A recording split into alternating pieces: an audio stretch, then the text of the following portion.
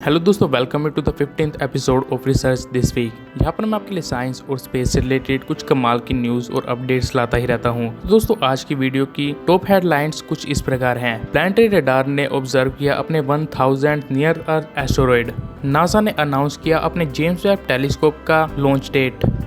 Global warming से बचने के लिए एनिमल्स कर रहे हैं अपनी शेप शिफ्टिंग, और एस्ट्रोनॉमर्स ने ढूंढा एक ही सुपरनोवा को 2 बार देखने का नया तरीका। तो दोस्तों, पहली अपडेट निकल कर आती है जेट प्रोपल्शन लैबोरेटरी की तरफ से। तो प्लानेटरी रडार ने ऑब्जर्व किया है अपना 1000 नियर अर्थ एस्टेरॉयड। दोस्तों, ये एस्टेरॉयड 14 अगस्त 2021 को डिटेक्ट किया गया था प्लानेटरी रडार के द्वारा, जिसका नाम है 2021 PJ1, जो कि अर्थ से तकरीबन 17 लाख किलोमीटर दूर से गुजरा था। ये एस्टेरॉयड 20 से 30 मीटर तक चौड़ा था। दोस्तों, अगर आप नहीं जानते तो मैं आपको बता दूं कि नासा ने काफी टाइम पहले एक मिशन शुरू किया था, जिसके अंदर वो अपने जितने भी टेलीस्कोप या फिर रडार्स है उन सभी का यूज कर सोलर सिस्टम में उन ऑब्जेक्ट्स को ट्रेस करता है जिनकी ऑर्बिट हमारी अर्थ की ऑर्बिट से कभी ना कभी पास होती है। ये ऑब्जेक्ट्स अर्थ के लिए काफी ज्यादा खतरनाक है, क्योंकि हो सकता है कि आने वाले फ्यूचर में इनमें से कोई ऑब्जेक्ट अर्थ से टकरा जाए, जो कि अर्थ के लिए काफी ज्यादा डेंजरस भी होगा। इसी वजह से नासा इन सभी पर नजर रखती है।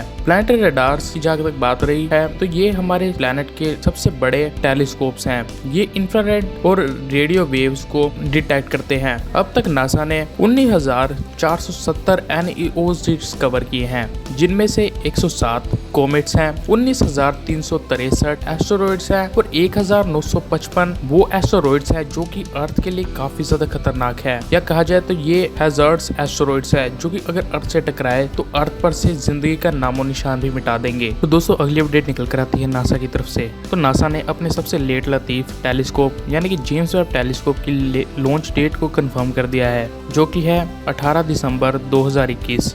दोस्तों, नासा का ये टेलीस्कोप कितना ज़्यादा लेट हो चुका है, अगर मैं आपको इसका ब्रीफ में इंट्रोडक्शन दूं तो 1996 में इसकी डेवलपमेंट शुरू हुई थी, जिसे प्लान किया गया था 2007 में लॉन्च करने का, जिसका बजट था पूरे $500 मिलियन।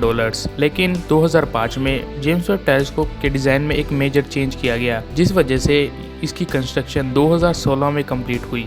2016 में कंप्लीट होने के बाद इसकी एक्सटेंसिवली टेस्टिंग शुरू हो गई, जिसके बाद नासा ने तय किया कि 2018 में इसे लॉन्च किया जाएगा। लेकिन 2018 में इसे लॉन्च करने के दौरान टेलीस्कोप की एक बहुत ही ज़्यादा इम्पोर्टेंट पार्ट उसकी सनशील्ड डिप्लॉयमेंट के वक्त फट गई, जिस वजह से इसकी लॉन्च डेट दोबारा से डिले कर दी गई। जिसके बाद इसे 2020 में लॉन्च करने का मन बनाया गया, लेकिन कोविड-19 की वजह से ये दोबारा से डिले हो गया और अब दिसंबर 2021 में इसकी लॉन्च डेट निकल कर आई है। उम्मीद करता हूँ कि इस बार सब कुछ सही से हो जाए। लेकिन दोस्तों, इस टेलीस्कोप का के लिए इतना इंतजार वर्थ इट है, क्योंकि ये टेलीस्कोप काफी ज्यादा एडवांस होने वाला है। ये टेलीस्कोप रिप्लेस करेगा नासा के एक बहुत ही खास हबल स्पेस टेलीस्कोप को। जेम्स वेब टेलीस्कोप का जो मिरर है वो हबल टेलीस्कोप से तकरीबन 3 गुना ज्यादा बड़ा है, जिसकी वजह से ये हबल स्पेस टेलीस्कोप से तकरीबन 100 गुना ज्यादा पावरफुल हो जाता है, जो इसे काबिल बनाता है यूनिवर्स की कुछ बहुत ही ज्यादा पुरानी, या कहा जाए तो यूनिवर्स की सबसे पुरानी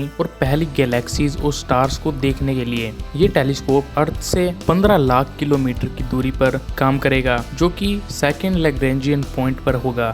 दोस्तों, अगर आप नहीं जानते तो मैं आपको बता दूं कि लैग्रेंजियन पॉइंट वो पॉइंट होता है जहां पर अर्थ और सन की ग्रेविटी एक दूसरे को कैंसिल कर देती है, यानी कि अगर कोई ऑब्जेक्ट इस पॉइंट के पास आ जाए तो वो टाइडली लॉक हो जाएगा, यानी कि उसकी पोजीशन स्पेस में चेंज नहीं होगी और वो अर्थ और सन का सेम मोशन में चक्कर लगाता रह सकता है। तो दोस्तों, अगली अपडेट निकल कर आती है सेल प्रेस की तरफ से। तो इन्होंने एक रिपोर्ट पब्लिश की है, जिसके हिसाब से ग्लोबल वार्मिंग की वजह से जो वार्म ब्लडेड एनिमल्स हैं वो अपनी शेप शिफ्टिंग कर रहे हैं, यानी कि वो इवॉल्व हो रहे हैं ग्लोबल वार्मिंग से बचने के लिए। इस रिपोर्ट में बताया गया है कि जो वार्म ब्लडेड एनिमल हैं जैसे कि बर्ड्स, उनकी उन पार्ट्स में चेंज आ रहा है जिनकी मदद से वो अपने शरीर का बॉडी टेम्परेचर कंट्रोल करते हैं। फॉर एग्जांपल, उनके लेग्स और उनके ईयर्स में काफी ज्यादा बदलाव आ रहा है। इसका बहुत ही ज्यादा अच्छा एग्जांपल देते हुए वो कहते हैं कि ऑस्ट्रेलिया में मौजूद ज्यादातर बर्ड्स की स्पीशीज के जो घोंसले हैं वो 4 से 10% तक बढ़ गए हैं, जिनका ये साफ साफ कहना है कि उनके बॉडी पार्ट्स जो कि उनके शरीर का बॉडी टेम्परेचर कंट्रोल करते थे, उनके साइज में इंक्रीमेंट हो रहा है।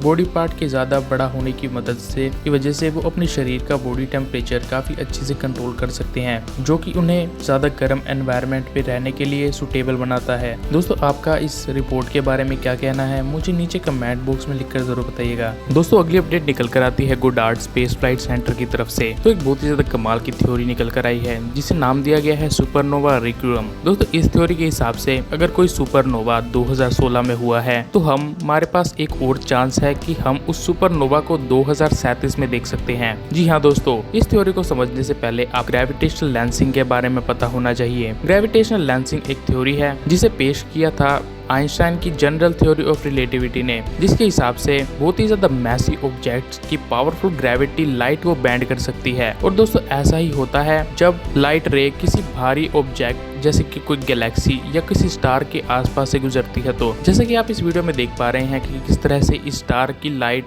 जब एक गैलेक्सी से पास होती है तो वो किस तरह से बैंड हो जाती है, और जब ये हमारे अर्थ के इंस्ट्रूमेंट पहुंचती है तो हमें ये स्टार गैलेक्सी के 4 अलग अलग कोनों पर दिखता है। दोस्तों यही इफेक्ट काफी ज्यादा बढ़ जाता है अगर कोई गैलेक्सी क्लस्टर बीच में हो तो। और लाइट हमारे अर्थ तक कितनी देर में पहुंचती है ये डिपेंड करता है कि लाइट ग्रेविटी की वजह से कितनी ज्यादा बैंड हुई है। फॉर एग्जाम्पल हम सब जानते हैं कि गैलेक्सी क्लस्टर में हर जगह मास का डिस्ट्रीब्यूशन एक जैसा नहीं होता। हो सकता है गैलेक्सी क्लस्टर में कुछ जगहों पर गैलेक्सी की संख्या काफी ज्यादा हो, यानी कि वहां पर ग्रेविटेशनल फोर्स भी काफी ज्यादा होगा। जो लाइट रे ज्यादा बैंड होती है वो हमारी अर्थ तक पहुंचने में काफी ज्यादा टाइम लगाती है एज कम्पेयर टू जो लाइट कम बैंड हुई है। और जब एस्ट्रोनॉमर्स ने इन दोनों ही लाइट के बीच का टाइम इंटरवल कैलकुलेट किया तो उन्होंने पाया कि ये टाइम इंटरवल इतना ज्यादा है कि हमारे पास काफी ज्यादा टाइम होगा एक सुपरनोवा जैसे फिनोमिनन को दोबारा से देखने का। तो दोस्तों आपका इस थ्योरी के बारे में क्या कहना है मुझे नीचे कमेंट बॉक्स में लिखकर बताइएगा। तो दोस्तों बस आज के लिए बस इतना ही। अगर आपको ये वीडियो थोड़ी सी भी अच्छी लगे या इसमें कुछ नया जानने को मिले तो इस वीडियो को लाइक कीजिएगा, शेयर कीजिएगा और मेरे चैनल को सब्सक्राइब करके नोटिफिकेशन बेल को जरूर दबा दीजिएगा ताकि मेरे वीडियो की लेटेस्ट नोटिफिकेशन आपके पास जल्द से जल्द पहुंच सके। तो दोस्तों मैं फिर मिलूंगा आपसे ऐसी ही कमाल की वीडियो के साथ। तब तक के लिए stay safe, be happy and keep watching reality explainer.